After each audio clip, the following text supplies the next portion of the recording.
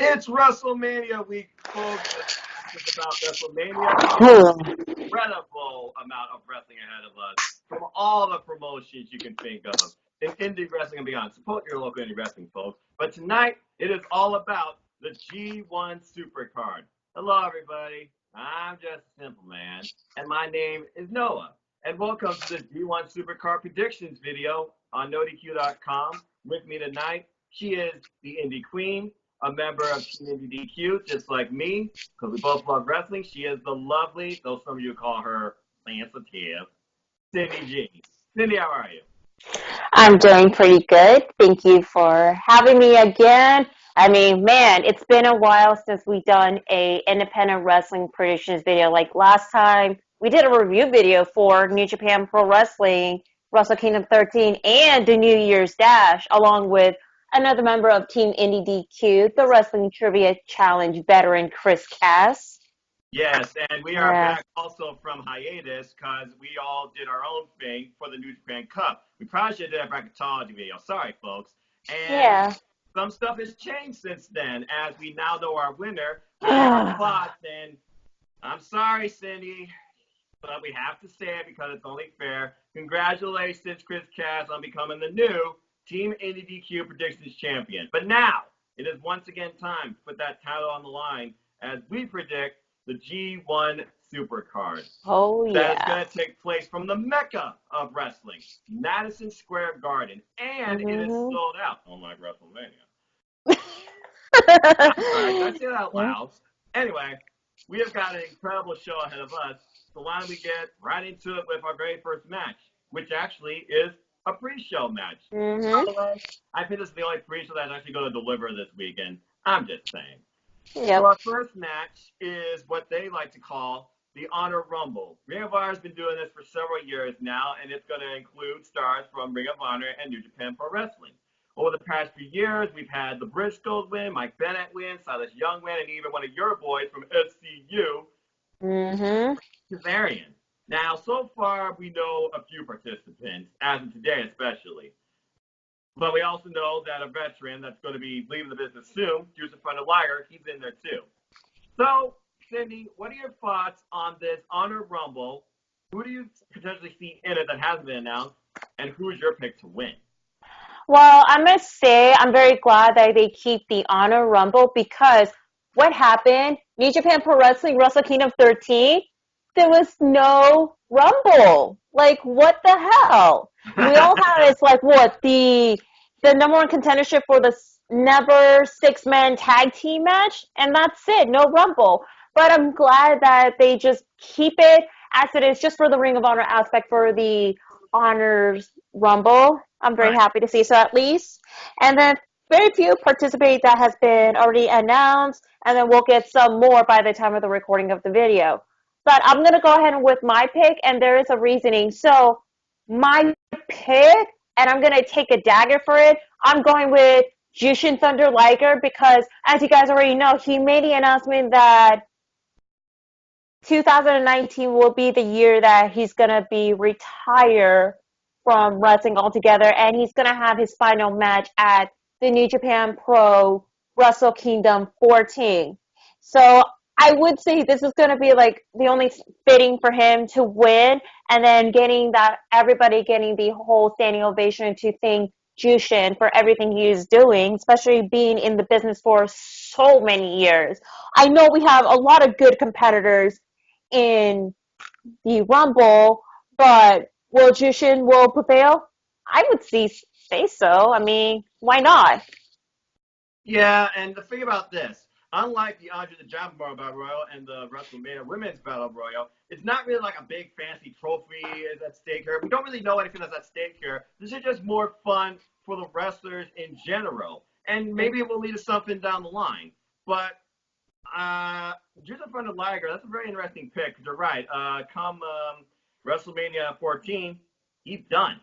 Thank you, by the way, Juicer, for everything you do. I'm sure he'll be involved still behind the scenes and all that type of stuff like that. But as far as in ring, he will be done. I'm just trying to think here of everybody I've seen lately, from Honor Rising and the countless tag matches from New Japan Pro Wrestling. There might be Taguchi in there. There might be Yano in there. There might be Colt Cabana, who really impressed me during the New Japan Cup. I couldn't believe that for a first time showing too. And then I'm thinking about other ones like Cheeseburger, Delirious, Jonathan Gresham, the last man of wrestling, Silas Young, Willie Mack.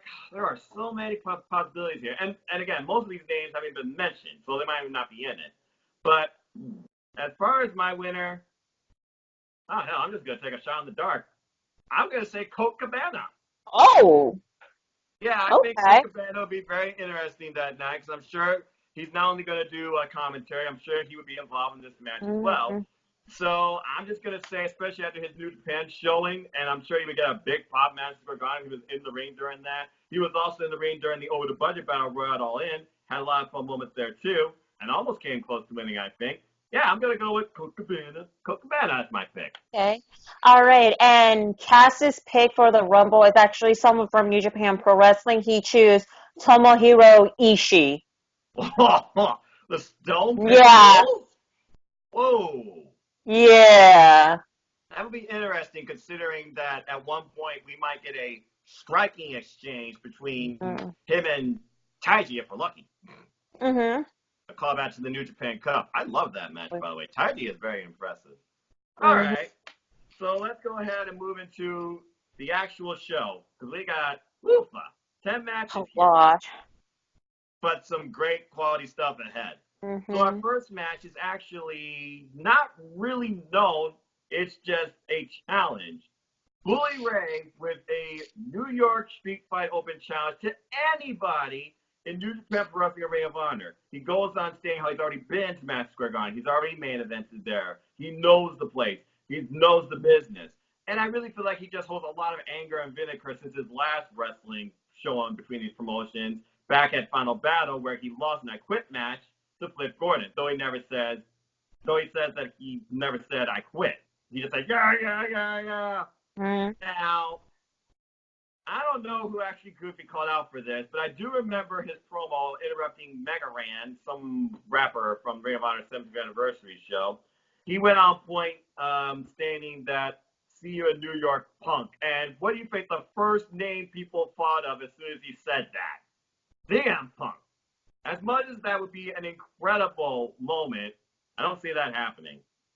So as far as who might accept his challenge, it's probably going to be somebody I'm sure that can deliver a hard-hitting fight like him. Because I don't see this just being a moment. I see this evolving into a brawl, a wrestling match. So thinking about who's on each brand, I'm going to say Shane Taylor, who recently had an incredible title bout with someone we're going to talk about very soon. I think he and Bully Ray would be a very interesting match one-on-one. It would offer a lot of hard-hitting dynamics, and I don't know who would personally cause the winner in that. But because it is New York, and again, I'm just speculating, but this is actually my pick for the match. Despite Shane Taylor being involved, I still think Bully Ray is going to be the winner regardless. Cindy, what about you? Okay, so there's a lot of worthy opponents that will be the one that's going to accept Bully Ray's challenge. One person in mind, I was thinking is Flip Gordon, but unfortunately, as of recent reports, Flip Gordon did re-injure his knee, and he's not going to be able to wrestle for a while. But I'm going to go ahead and say Cass's pick, then for my pick. Cass put for Bully Ray's Open Challenge opponent, and most likely to be the winner, of course, a limped up Flip Gordon. What? Okay. Yeah. My opinion, how is Flip Gordon gonna wrestle when he's still recovering from his knee injury and he already re-injured again? But with that being said, I'm gonna go ahead with my pick. This is one wrestler I have in mind, very respectfully, in New Japan Pro Wrestling. And after discussing with my friends and my coworkers, especially being the ring veteran for so many years, and that would be one of the dream match in the making, I'm gonna be saying this, Noah. His opponent will be Minoru Suzuki of Suzuki Gun. That would be That's right. That is going to be one aggressive in nature match where both guys are going to kill each other up because it's a freaking street fight. Now, so who's going to win this match? Because this is going to be in his hometown, and he is one tough SOB in Ring of Honor, and been a big fan of him during the Attitude Era, along with his tag team partner. I'm actually going to go with Bully Ray to win the Street Fight Open Challenge. All right, man. Mm-hmm. Minoru Suzuki versus Bully Ray. Casanina Ray. Yes. Mm-hmm. I don't know who would break first. That sounds insane. I love it. Yes, well, come to think of it, Minoru Suzuki's having, a not so great year in New Japan because, of course, he was part of the pre-show for the six-man tag match for the number one contendership for the never six-man tag team. Correct. Championship, and then look what happened, and then we saw what happened. New Japan Cup, which, by the way, his match, shit.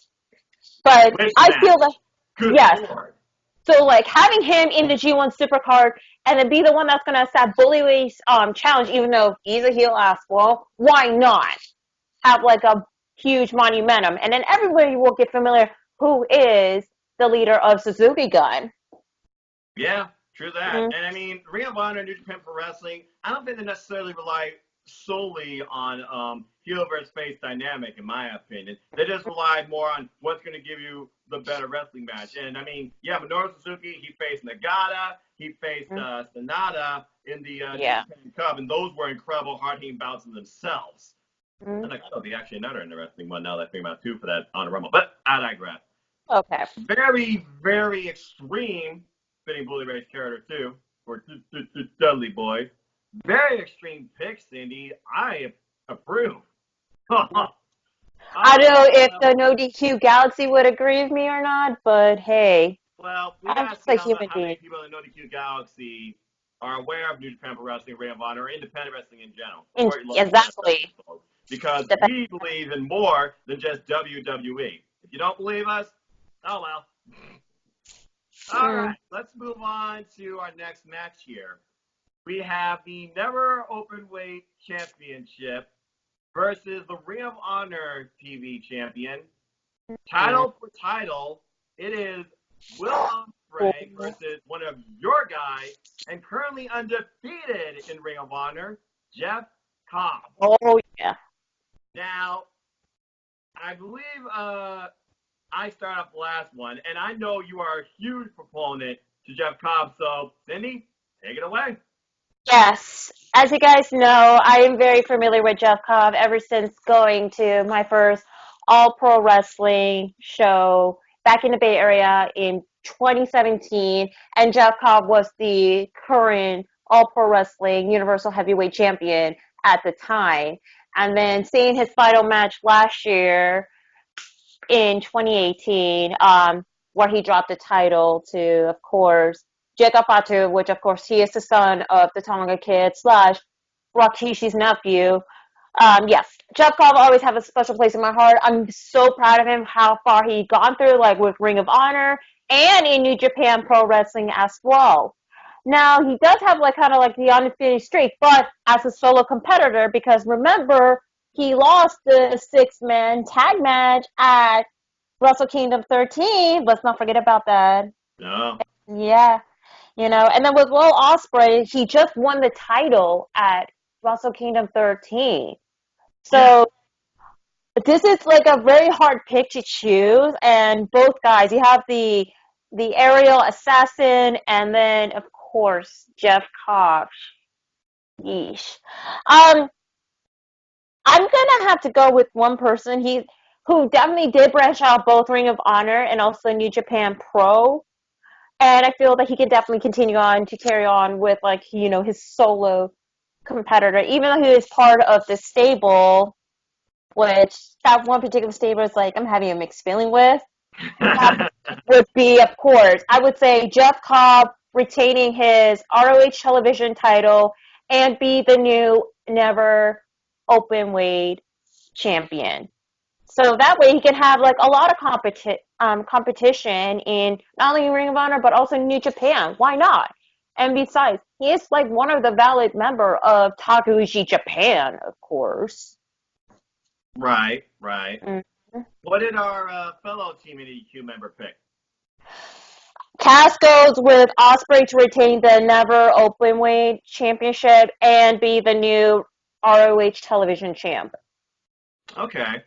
Well, here's my thing on it, because as you know, I just don't randomly pick. I actually look at the history, because, folks, I watch both Ring of Honor and New Japan Pro Wrestling on a weekly basis. Mm-hmm. So, Will Ospreay, he defeated Dalton Castle to retain his Never Openweight Championship. And Jeff Cobb, he defeated, it goes from his past, Hiroki Goto, to keep his Ring of Honor World Television Championship. You go ahead now, and Jeff Cobb had this incredible bout against Shane Taylor at Ring of Honor's 70th anniversary show, which I watched in full. And he made the challenge. And Will Ospreay, he was involved in the New Japan Cup. He already faced the IWGP Heavyweight Champion. Both men have incredible credentials and incredible matches and have defended their titles. Massive respect to both. But this is title for title. We are literally doing unison, which seems to be the theme lately this year. Mm-hmm. Oh, boy. And Will Ospreay, he's all about, I'm above this weight class. No weight class defines me. That's why I want this champion to be defended across all and be raised as high as IWGP Heavyweight title, if not higher. At one point, he took away Assassin. I think he still did on his Twitter handle from his name, Ariel, I mean, because he did pull off a Stormbreaker on your boy during a tag match and pinned him. So they also have that callback history. And with the fact that he lost New Japan Cup, and we also got that special UK show coming up, New Japan Pro Wrestling. I'm going to say, well, Ospreay hands your boy the first defeat and say that he wins, becomes the new Ring of Honor World Television Champion. I'm going with Will Ospreay. Okay, so you and Cass got Ospreay and I got, hey, Jeffrey! Thanks, yeah, Joe. Never forget. So far, yeah, we're very diverse on all of these, but this is definitely the first real difference maker here. All right, so let's go on into our next match, which is a fun little exhibition match that was inadvertently accepted at Ring of Honor's 70th anniversary. It's Dalton Castle versus Root, who is currently, sorry if I'm saying that name wrong, folks, who's currently undefeated in Ring of Honor. Now, Dalton Castle, he came back from injury. He's been doing commentary a lot, but he hasn't had the greatest run since losing his title. He and his boys have had multiple times of miscommunication, and I just saw this week on Ring of Honor, he and his boys lost a six-man tag match to Lifeblood, the faction of Bandito, Tracy Williams, and Juice Robinson. But, again, Dalton Castle, he literally came out and says, I look at you, and I see a challenge. I see someone I want to smash heads with. Because Dalton Castle, we all know, he loves to fight. So, why don't we start with the exhibitionist and the champ here. What's his pick for this match? Well, Cass's pick, he's choosing Roosh. All right. I'll be interested in that. But, folks, he has work. He's not Brock Lesnar, but he does have a job. Okay. As far as me, Dalton Castle has yet to win a freaking match in 2019. And Roosh has been undefeated since coming to Ring of Honor at the end of 2018. I believe he came after Final Battle. So, geez. I want Dalton Castle to kind of get some momentum back, but I'm also interested to see what would happen if he lost again. Would he finally start turning heel and go like a dark peacock, whatever the hell that would be? I'm just saying. I mean, you lose enough, you're going to do whatever it takes to win. # heel turn. I don't think Dalton Castle is the guy to hand Roosh's defeat. I'm going with Roosh as well. Cindy, what about you?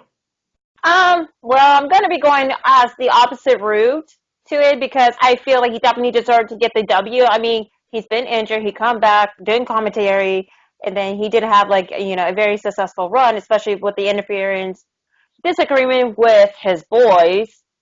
I mean, with no disrespect to Roosh, I mean, he is part of the Lucha family. If you guys know, he wrestled in CMLL before. He is the brother of Dragon Lee, of course. Right.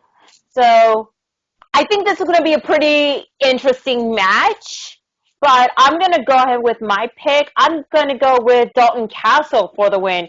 Even though I do admire his gimmick and seeing the his boys are doing pretty well, especially seeing like past episode of the feature of honors, even though they have like a win-loss record, but it's okay though. Kind of sketchy, but they were former six-man Mm-hmm. Ring of Honor World Champs, so you do have that. Yep, that's right.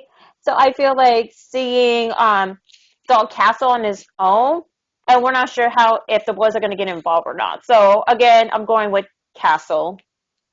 All right. That would be Mm, Bruce's I first am Ring such of an odd Honor. one out. Yep. That would be quite an accolade to try and get him back up and going. Okay. Mm-hmm. Oh, geez. I should have put this later, but I didn't. This is going to be, in my opinion, match of the night. We have a four-way winner-take-all Yeah. survival of the fittest champion versus champion match. Okay, let me set this up for you. So Honor Rising, we had the Briscoes, we had God, we had Sonata and Evil. Okay, all involved in this night. Basically, what happened here is the Briscoes, who's been like the most dominant tag team in recent memory, in my opinion, especially in Ring of Honor, they were like the undefeated champs, and they defended their titles against Lifeblood. They lost. God, they recently lost their IWGP tag titles to Eva and Sonata back at what was it? I believe it was it Osaka? Wrestle Kingdom. Or was it Wrestle Kingdom? Wrestle Kingdom 13, and then Okay. God won back their title. Right. Yeah, God, they won back their title. I keep trying to think of Osaka. I think something else happened there too. Oh, I'm thinking of Roppongi 3K. Never mind. Anyway, yeah, basically God, they won their titles back, and next thing you know, the Briscoes, they call out God title for title to determine the best team. Fast forward a little bit to Ring of Honor 70th anniversary, and a new faction, I guess you could call it, recently brought to Ring of Honor by Marty Scurll. Whoop, whoop. Villain Enterprises, PCO, and Brody King, they destroy the Briscoes in a brutal, bloody hell. Oh, yes. God match that ended the Ring of Honor 3rd anniversary. I did not expect them to win. I gotta be honest with you. I was like, this is such a brand new faction. Briscoes have been virtually unstoppable, and I was like, okay, maybe they'll get another match right before and try again or afterwards. I thought it was really going to be one-on-one. No! Brilliant Enterprises now are the Ring of Honor World Tag Team Champs, and now they're going to face God for that DP Tag Champs. But Briscoes and Eva Sonata, they both have a rematch clause. So what happens? The NJPW and Ring of Honor officials, they get together, they're like, you know what, you're right. Both these teams deserve their title shot. Both these teams deserve the shot at Madison Square Garden. So what do? And in my opinion, this is the first multi-team match that makes sense. They put them all in the same match, where literally it's going to come down to last team standing.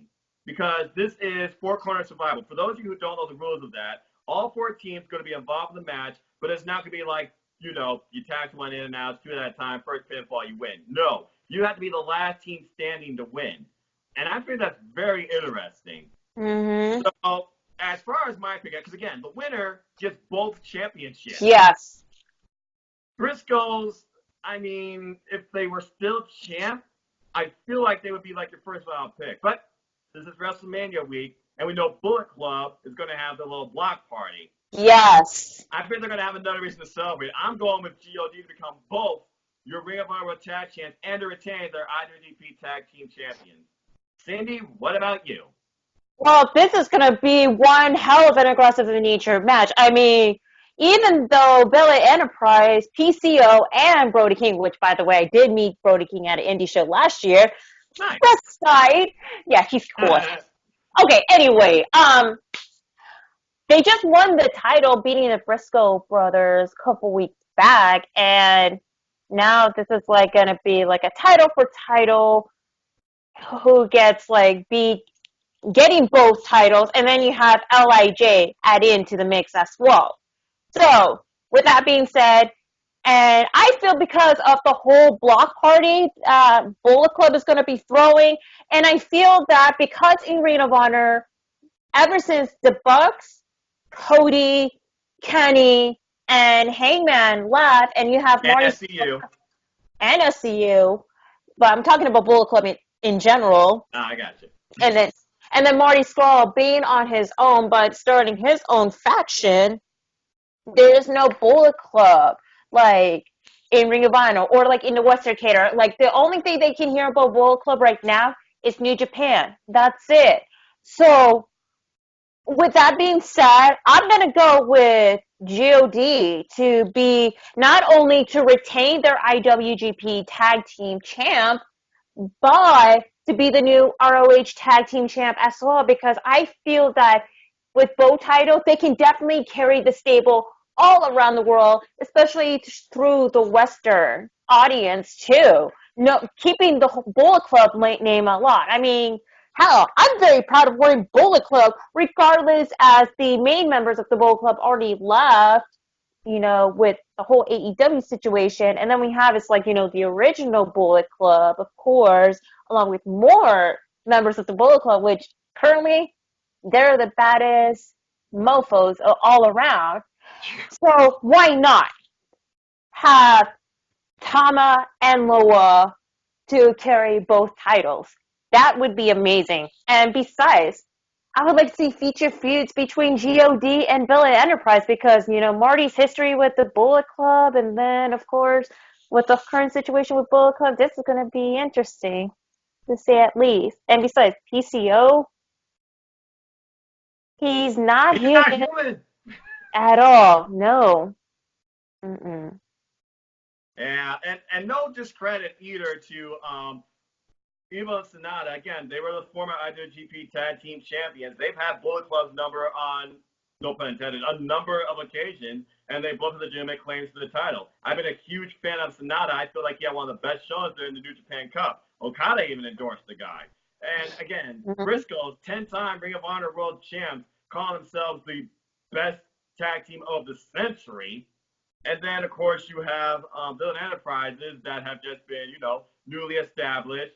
PCO, I think he's effing insane. And I feel like, incredible moment at Ring of Honor's 70th anniversary. They can rebuild on that. Plus, you have Ring of Honor's War of the Worlds coming up, where, of course, they're going to tour with New Japan Pro Wrestling. Of course. And G1 specials coming up, too. Yep. Club, International, take them all over the place. I agree with you on all fronts of those fields. And they got a new member coming in, El Fantasmo, who I know a little bit from Defiant Wrestling. And then Rob Bowles is going to be there in a full-time basis too. Yeah, and we got Little Big Brother back, Kikilo. Kikilo, yep.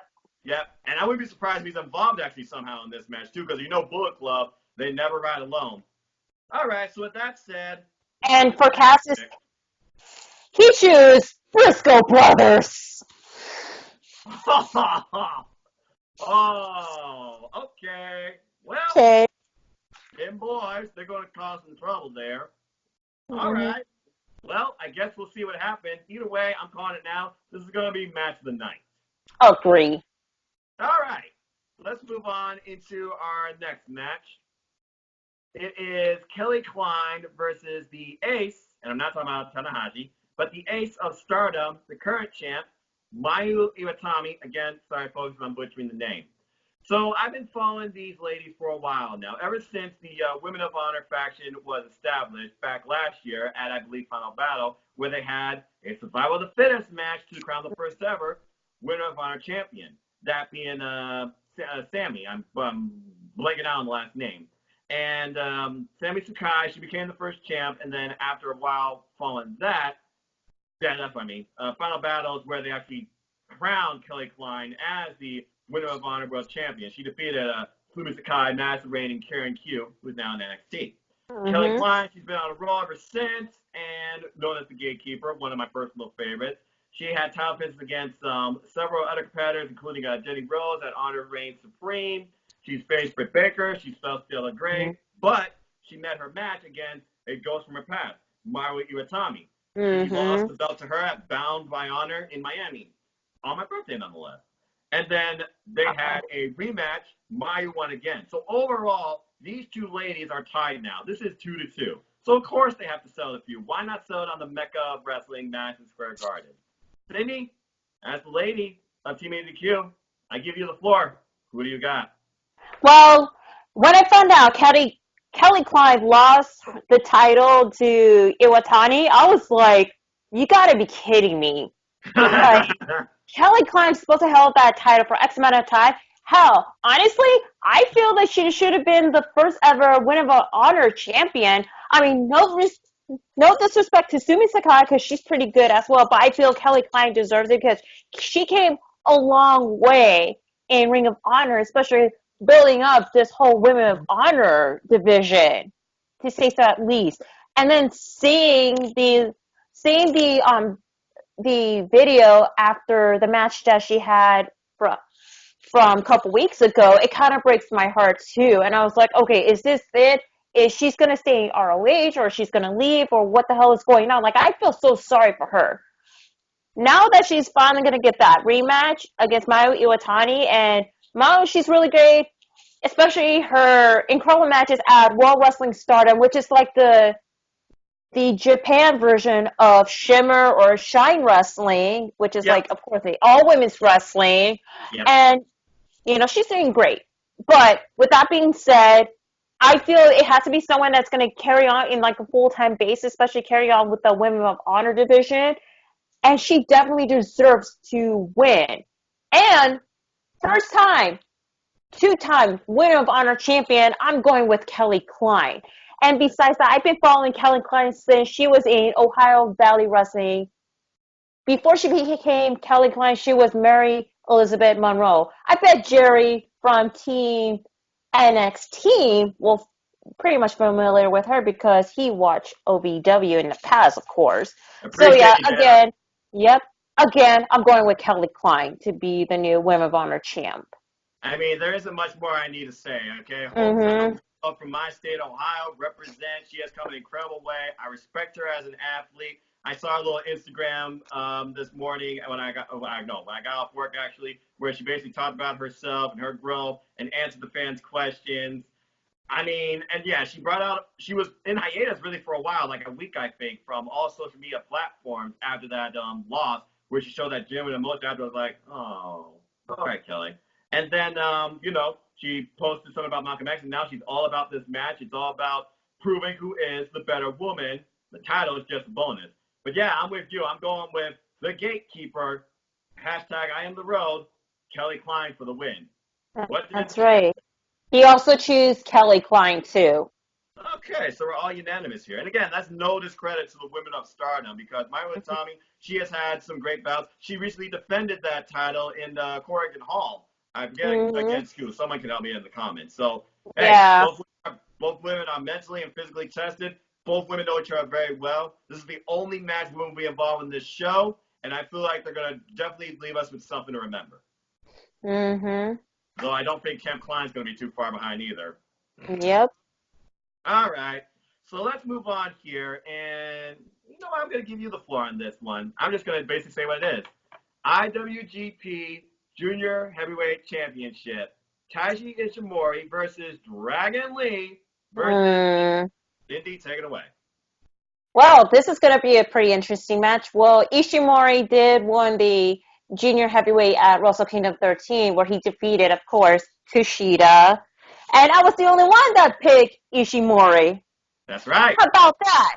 And then now he's going to be facing Dragon Lee, which, of course, you guys know, Dragon Lee, he's kind of like somewhat of a controversial wrestler because, as you guys know, what happened last year at the G1 special where he had a match against Himuro Takahashi for the IWGP Junior Heavyweight Championship match. And after his somewhat a little bit of a botch of a Phoenix Plex, and that's where Takahashi did injure his neck. But then he finished the match, of course, before walking backstage, and that's when it happened. And then you have a lot of people blaming Dragon Lee for his injury and all that, even though it was nobody's fault. Accident does happen, and it was pretty much a debate afterwards, everywhere about the safety of the wrestlers in New Japan Pro, Yep, and just so feel the fire. WWE safer. But yeah, and besides, at least he's getting like a title shot, but then it's a 3-way match. And then you have Bandito, who is part of Lifeblood stable. And we And have seeing Andrade his... Cien Almas to thank part for that. Oh, yeah. Well, Bandito representing ROH. Okay. I'm just going to go ahead and say who's going to be the winner. So, honestly, I'm going to have to go with the Bone Soldier to retain a title. And the reason why, held that title until we'll see the returning Takahashi and then have a match at Dominion. Okay. When Takahashi's ready. Right, you know. And, yeah. Yeah, and again, we got the G1 specials coming up in America, too, so that'll be the perfect time for the title change hands. I agree with you. Despite Ishimori saying that the division will be reborn, and in a way it really has been. It is, he just yeah. had his recent title bout with Jushin Thunder Liger, and won there. And next thing you know, Tiger Lee, he comes out from CMLL, and then Bandito from Balcony, I think. He basically accepts the challenge. And Bandito, great competitor, lost to Russo at Ring of Honor's 70th anniversary. I don't think it's time for him to win this title particularly yet. I'm going with Bone Soldier to retain as well. Yeah. What did Cass pick? He also picked Ishimori, too. Okay, so we're either all wrong or all right on these two so far. All right, so let's move on into our next match. Welcome to Zack Sabre time. It is Zack Sabre Jr. versus the ace of New Japan, Hiroshi Tanahashi. Give him a shot. Anyway, so basically, this match was made literally just on a random spot. I mean, Zack Sabre Jr., he recently defended his title against Pac in Web Pro, and Hiroshi Tanahashi, he just got a victory over Zack Sabre Jr. in the New Japan Cup. Yep. I'm not really sure how I feel about this match. I mean, it was historic when this title was won back at Wrestle Kingdom by Zack Sabre Jr. against the Stone Pit Bull. And he defended at Card Pick 37. Great tactics. He's now been champ for 80 days in his third reign.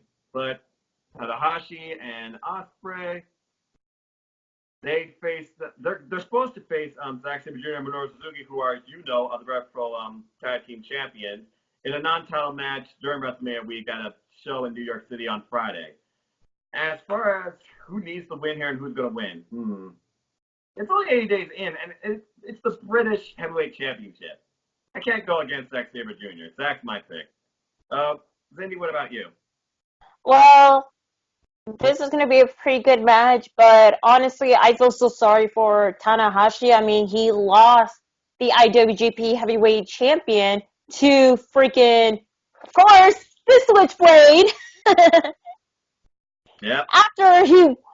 After he just won the heavyweight title at Wrestle Kingdom 13 against Okada, so now he's like going back to like a semi mid card, but also a heavyweight to see at least. But I don't know. Besides just a Rev Pro British heavyweight title, so pretty much like the top tier, of course. Right. And Sabre Jr. just won the title at Wrestle Kingdom 13, so man, this is a hard pick to choose, but I'm gonna have to go with Sabre Jr. to retain a title because I feel with Tanahashi, he has like better things to do. Maybe a rematch? Who knows? For the IWGP Heavyweight, even though he's already been 8-time champ before, but who knows? And besides, Sabre Jr., he has the most title reign for the British Heavyweight champ, so have him continue on to be the reigning champ as he is, and then see like any other noteworthy opponent. Yeah, I completely agree. And again, Hiroshi Tanahashi, he and Zack Sabre Jr., they've been trading wins and losses during matches in the New Japan Cup. I mean, Zack Sabre Jr., he beat him last year in the finals to win the New Japan Cup, and in the quarterfinals, I believe it was, Zack Sabre Jr. lost to Hiroshi Tanahashi. Yep. Which really surprised me. Wow. I did not call that one right. Dang it, Cass. What? But yeah, I don't see Zack Sabre Jr. Losing this title either. And as far as Hiroshi Tanahashi, there's still a lot, I think, left for him to do. And I know he still feels there's a lot left for him to do within his body as far as becoming champ again, which I'm sure is his ultimate goal. Yeah, Okay. and so Cass choose Saber Jr. to retain as well. They're all unanimous here, too. Yep. All right. Oh, that should be a fun one. Mm. Golden Star Kota Ibushi versus LIJ's Oh leader my god. Tetsuya Naito for the IWGP Intercontinental Championship. Okay, so let's think about this. That title has been more so a curse, really, to Tetsuya Naito. He doesn't give a damn about it, okay? But he does have the one goal now to hold both that title and the IWGP Heavyweight Championship at the same time. He was trying to make that happen in the New Japan Cup. He's out. He lost. And then we got Kota Ibushi, who recently came back from a concussion Mm. and said that he's staying in New Japan Pro Wrestling because that's where he wants to be. And to everyone's credit. But following an 8-man tag match, Kota Ibushi says that he disrespects the Intercontinental belt. He treats it like a disgrace. And basically, he calls him out for a challenge. What happens following that? In one of the back little interviews that Tetsuya Naito gives, he says, Kota's hurting himself, but you know what? I'll help you. I'll hurry along. And since you beat me in the first round, I mean, all right, fine. And then he's like, tranquilo. Basically, summing up, he accepts the challenge. We got the match made. Cindy, who do you got? Well, here goes my pick. So I just feel that they're probably going to be protecting a little bit for Ibushi because of his concussion at Wrestle Kingdom 13. And I know they're trying to build him to be like as one of the heavyweights because keep in mind, I don't know if he's still part of the junior heavyweights or he's now transitioning out to the heavyweight. That's like a really good question. And since now that he's staying in New Japan all by himself now, I feel this is the time for him to shine. And then Tetsuya Naito, I mean, he held the title pretty well, but I feel that this is time for Ibushi to definitely deserves to get his credibility. And for that, I'm actually going to go with Ibushi to be the new IWGP Intercontinental Champ. I mean, why not? Hold that title until maybe, well, Dominion. And then with Naito, I mean, have him compete for the IWGP Heavyweight Champion like he always wanted to. But I'm going to give my reasoning later on when we're going to talk about the heavyweight champion later on. Yeah, we're almost there to that too. Mm-hmm. Look, Ibushi was my pick to really win the New Japan Cup. I wanted to see Ibushi versus Okada in the finals, just like it was, I believe, a couple of years ago, because I know New Japan, they put it up for free on YouTube. Absolutely incredible bout. Huge match for Kota Ibushi. I want to see him make it to the top. Maybe they're saving it for Dominion, build like a Kenny Omega type spot between him and the champ, which I'll get to that later. But yeah, I agree. This is the first step towards that. Naito, he can work his way back into the man in the picture where he feels like he always should be, always deserves to be, and feels like he should be IWGP Heavyweight Champ. I'm going with you. I picked Ibushi to become the new IWGP Intercontinental Champion as well. Who did Chris pick? He chose Naito to retain the title. Besides, Cass is, of course, he is a LIJ fan. Yeah, you got the shirt and everything. Except you choose the Briscoe for the tag team. Yeah, tranquilo. Well, I mean, Briscoe's kind of hard to bet against them. All right. So speaking of which, let's go right into our post-main event, or half of the dual main event, because really both of these are worthy of the main event, in my opinion. Yeah, exactly. I say let's go ahead with this one first, because it is on U.S. soil, so I think it makes sense to save it on for last. IWGP Heavyweight Championship.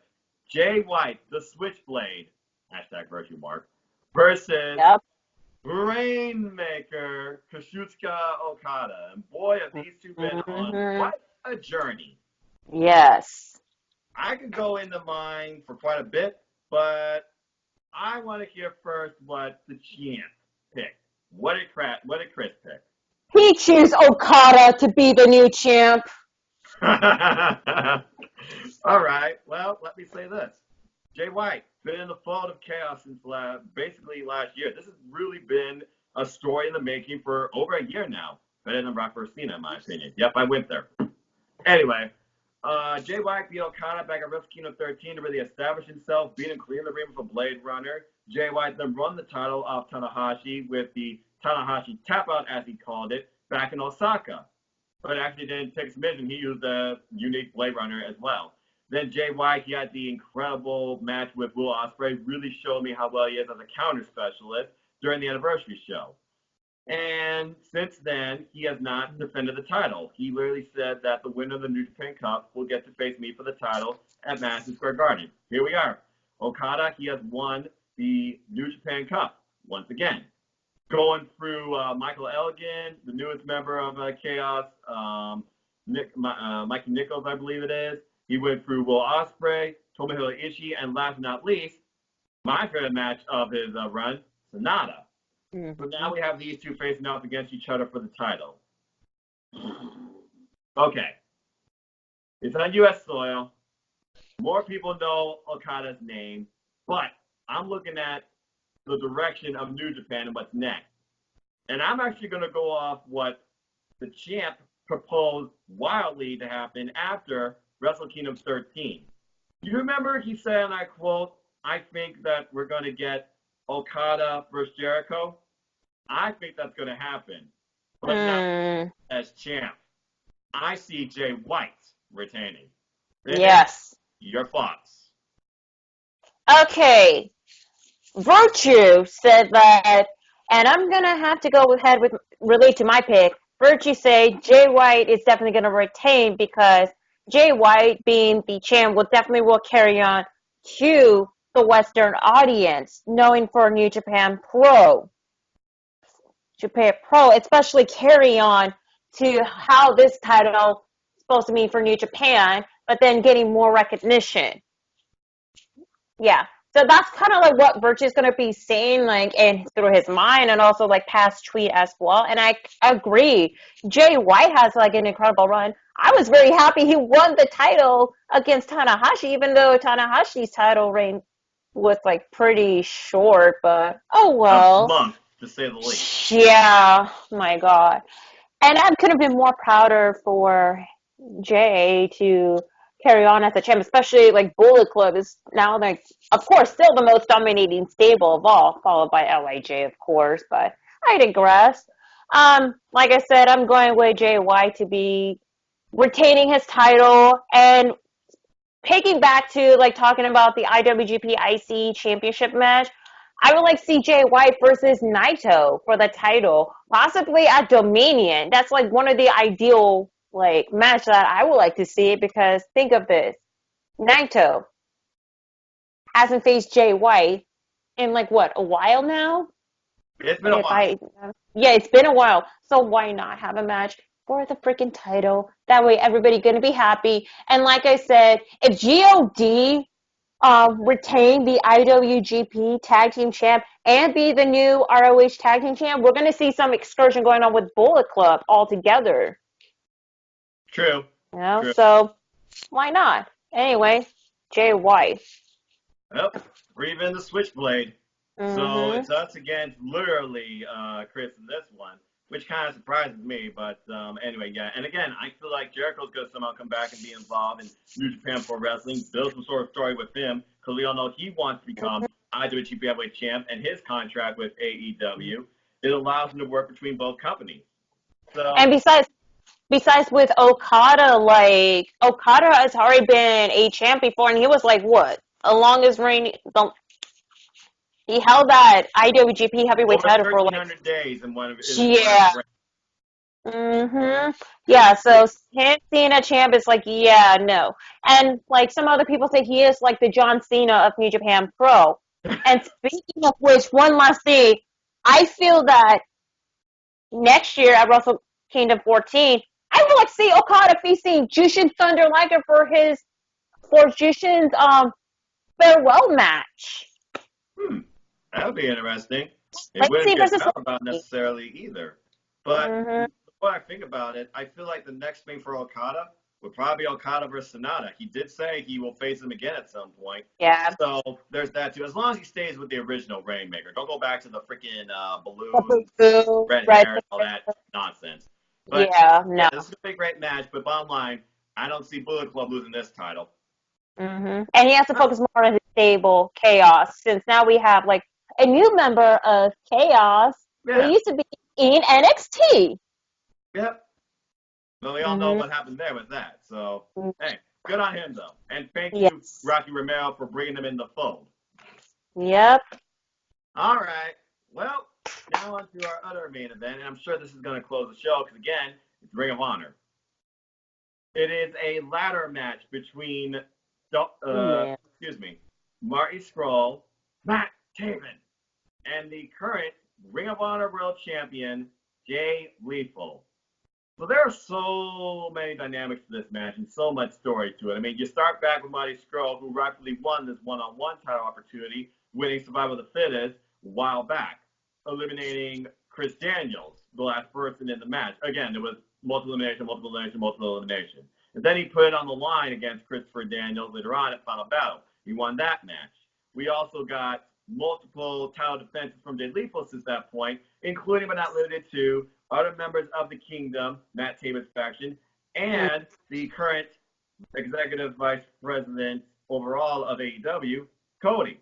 But Taven's been calling himself a rightful champ ever since that four-way, even though he held the tights during that match.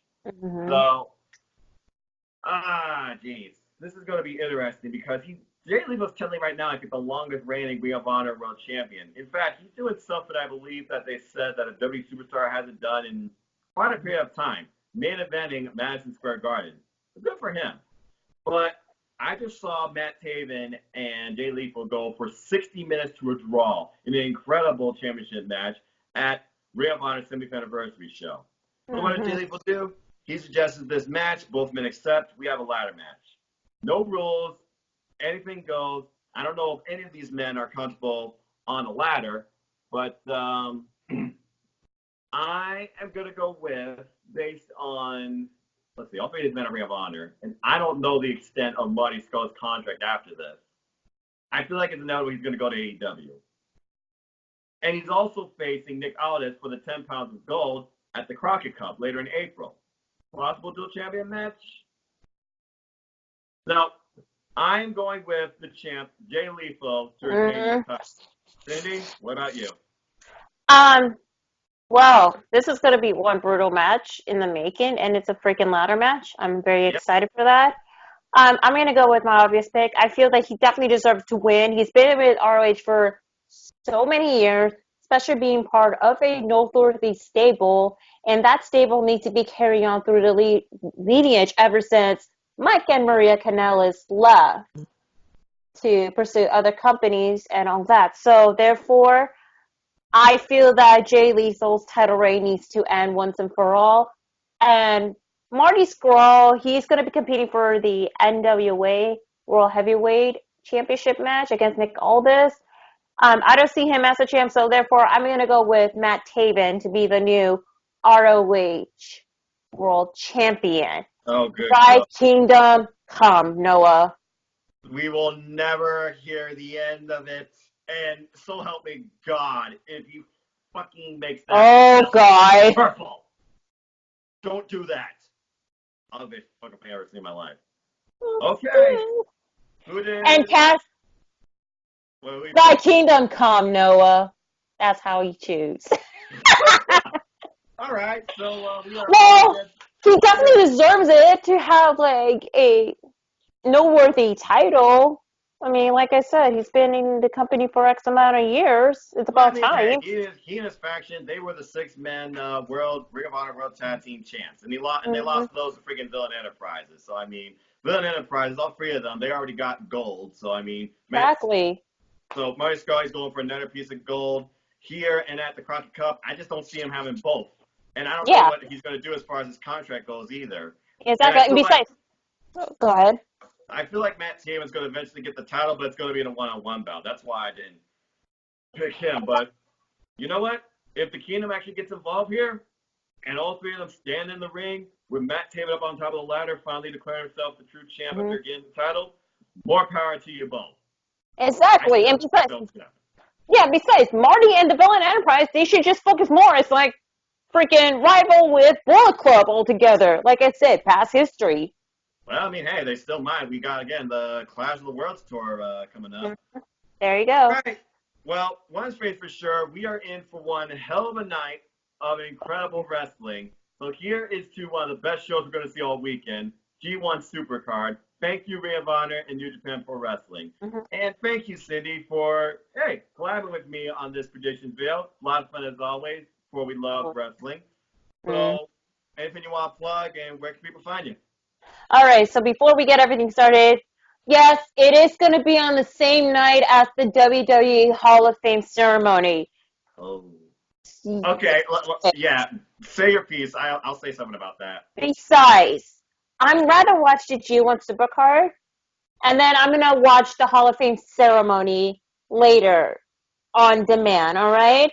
Because, like, I just want to see more wrestling, more action, especially some of the matches, which the only 3 matches I'm looking forward to, definitely the Fatal 4-Way for the IWGP and the Ring of Honor Tag Team Championship match.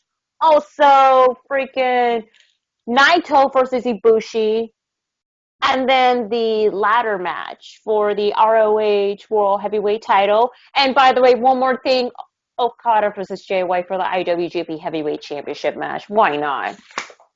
Again, we got 10 matches here, incredible action, not overloaded, not bloated, not pointless filler, not killed talent, not jobber-filled talent matches either. And no disrespect to the Hall of Fame, I just think this is going to be more worth watching live than recorded. So I'm going to watch this live, and then I'll watch the Hall of Fame after it. Simple as that. That's my stance on that. Okay, Cindy, anything you want to plug? All right, so follow me at nodq.com/Cindy. That's going to take you directly to my Twitter page, and I'm definitely going to be doing live tweet for not only for NXT TakeOver New York, but also for G1 Supercard and WrestleMania 35 as well. Also, make sure to follow me at simply_C_OK, where I posted photo arts of landscape, wrestling, and Instagram story, which by the time of the recording of the video, I'm going to be posting more Instagram story of the independent wrestling show I just went, All Pro Wrestling Presents Uncensored, where, of course, SoCal Uncensored will be making their appearance, and Shane Strickland as well. And who knows, there may be some surprise appearance. Well, like I said, just stay tuned for the updates from NoDQ.com as well if there's any news, or yours truly as well, like via Twitter or Instagram. And also make sure to follow my YouTube channel at simply_C_OK, and on my second YouTube channel at Tyson Poppy Production, where we do hype videos. Even though both channels are on hiatus, I'm trying to figure out where it goes and also timing as well. And do not forget, y'all, April 4th, Wrestling Trivia Challenge, 60-minute Ironman match. The champ, Greg Cherry versus Jeff Meacham, will battle it out one last time. And, oh my God, get ready, you guys. I suggest play 2 theme songs. My Way by Limp Bizkit and, ladies and gentlemen, by Saliva. Yes! Because this is going to be an aggressive in nature trivia match that you guys don't want to miss. So make sure to hit that bell button on the NoDQ.com's YouTube channel. Very, very nice. And yes, I am extremely looking forward to that. Because on Live WWE, this is once in a lifetime. 60-minute Ironman trivia match. And I'll get more into that in a moment myself. With that said, ladies and gentlemen, I'm just a simple man and a lifelong fan of wrestling. So if you want to follow me, you can look me up, nodq.com/Noah. Takes you to my Twitter page, and I'll talk to you about anything wrestling. But I especially love talking about the cruiserweights, which is why I host my own little series that you can find here on nodq.com or my simple YouTube channel called 205 Life Matters, where I review the show every week and with guests, sometimes the lovely Cindy G, not only review the show, but talk about some simple stances. We'll talk about anything from roster expansion, fantasy booking, and the brand overall from a production and a forecast value, because we believe it deserves better, and we also believe the championship match, whether it's WrestleMania or any pay-per-view, does not belong on the fucking kickoff show. But I digress. Okay. And also, you knew I was going there. And also, yeah, I know. out already, you'll also find on NoDQ.com, me, Cindy, and the rest of NoDQ NXT team. Shout out to you, by the way, Big G. Hope to have you on the video one day. You'll find our predictions for NXT TakeOver New York. And, folks, next week, busy as hell, which is why we're doing the video this week. Like Cindy says, we have the Wrestling Trivia Challenge, 60-minute Ironman match. Are you Team Cherry? Are you Team Meacham?